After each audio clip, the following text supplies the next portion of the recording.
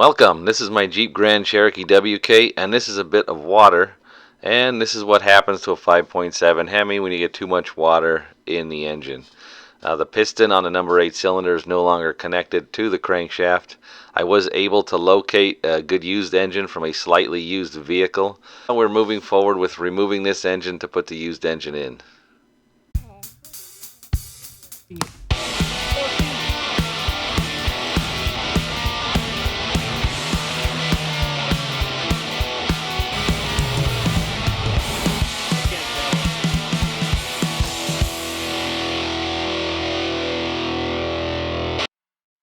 Here is the engine that I need to pull out. This is where I left off at. I was thinking I'm gonna have to pull the driveline out, the transfer case, all the skid plates, all the stuff underneath, but I'm looking at this and I might be able to just pull the engine and just pull the old engine out and slam dunk the new one in. So we're gonna start with, there's a bracket back here. So I think what I'm going to do here is pull the cylinder head off of the driver's side just to gain some more room. So first thing I got to do is pull the valve cover off. And if you've got a HEMI, 5.7 HEMI, you have these little caps on them. Pretty much takes a screwdriver and a hammer to chisel those off. They are completely petrified.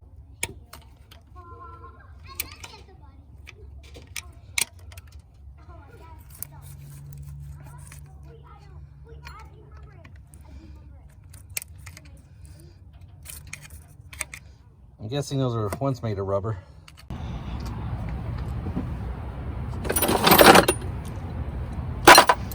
All right, so we'll continue. So I think what I'm going to do is pull the head off, cylinder heads off of this side. That will make getting to the bolts on the bell housing a lot easier, at least get this out. But to do that, I need to pull out the rocker shaft. I need to pull out the push rods and take the head off just like I did on the other side. Then I'm not sure about this AC compressor. I'm gonna have to get this AC compressor out, hopefully without disconnecting the AC lines. All right, rocker shaft is off. This is, what is this, intake? I should have labeled, maybe I should have labeled this intake. So there's one there.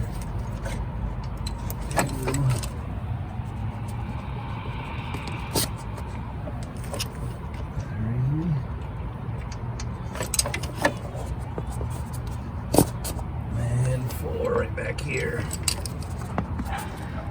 All right, there's the intake side. Now for the exhaust. Boy, this dipstick tube is really placed at an inconvenient location to get the rocker shaft and valve cover off and coil and anything else in this corner. I can bend that. Was it plastic? No, that's plastic. Maybe I shouldn't try to bend it. All right, rocker shaft is off. I think that's what that's called. I've got some push rods here.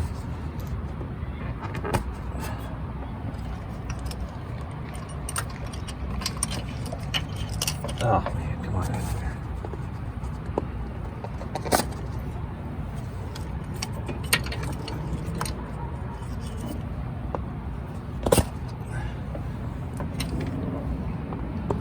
Ooh. All right, here's the push rods. I'm gonna set those over there so they can go flying. What's next? Probably break all these head bolts loose. Oh, the fun exhaust manifolds, that's what's next. Oh, I got the AC compressor off. That was fun. You can just start to see the front differential peeking through there. Maybe I'll have more access to the, I also got the air conditioner clutch unplug. I love these red clip things here. They just make it impossible for these to come apart. So that's great.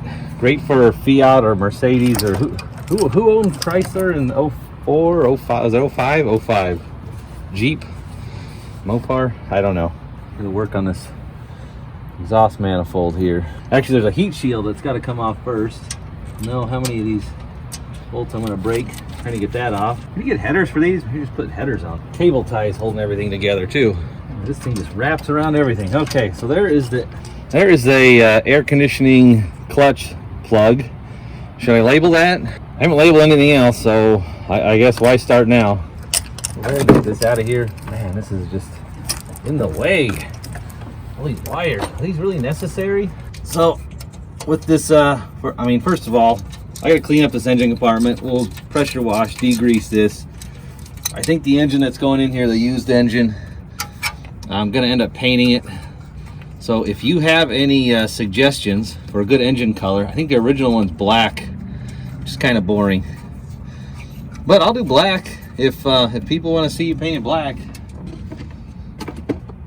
Or just leave it rusty. The other engine's got lots of rust on it.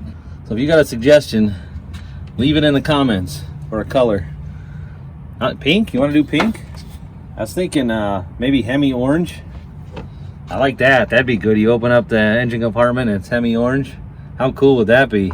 Thought maybe green, the color of the body. How do I get to these bolts over here? My arms don't bend 50 different ways. Well, I kind of got a little bit lucky. The stud for the exhaust manifold back here, the one at the top one in the back, is broken. So it's already loose. That's good. At least part of it's broken. The heat shield part of it's broken. I would imagine all of it's broken, but I guess we'll find out. So that probably was an exhaust leak. In fact, I think the other side had an exhaust leak too, the back part. Although the stud wasn't broken over there. So that's pretty, I know that's pretty common on the Jeep engines. I will say this, I'm pretty impressed with this engine setback. So here's a front bumper here, and you can see the distance to the front of the engine. It is, the front of the engine is just maybe, I don't know if I can, so there's the middle of the wheel there. The front of the engine is, I gotta get this box out of the way. Oh, and my PB blaster. So you can see the front of the engine's about in the middle of the screen. There's the middle of the front wheel. This is almost a mid-engine vehicle. That's pretty, it's almost a mid-engine vehicle. That's pretty impressive. What's really great is how far back that's shoved in there. Really adds to the level of difficulty of trying to get this out. Trying to get a chain hooked on here so I can pull it with that amount of setback. That just makes it, just adds to the challenge. And based on this engine setback, I'm willing to call this is a mid-engine Fiat now, right? Doesn't Fiat own Plymouth, Dodge, Chrysler, whatever? Or is it Mercedes? Is a mid-engine Mercedes? Is that what this is? I don't know. One of those.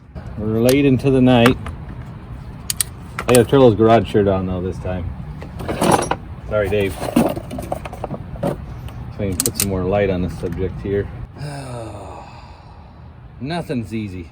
All right, I think I got the last head bolt out for real this time. No. Another one. Forgot the one at the back, on the top.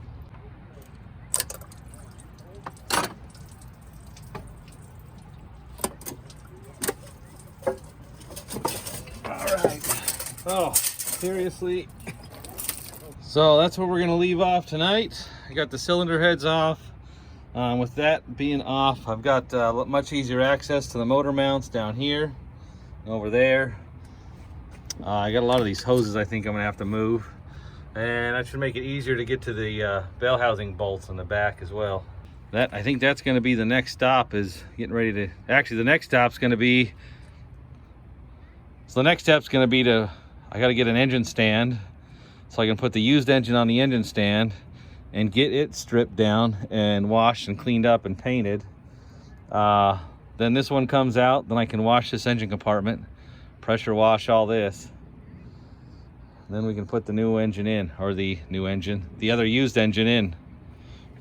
So I will see you in the next video.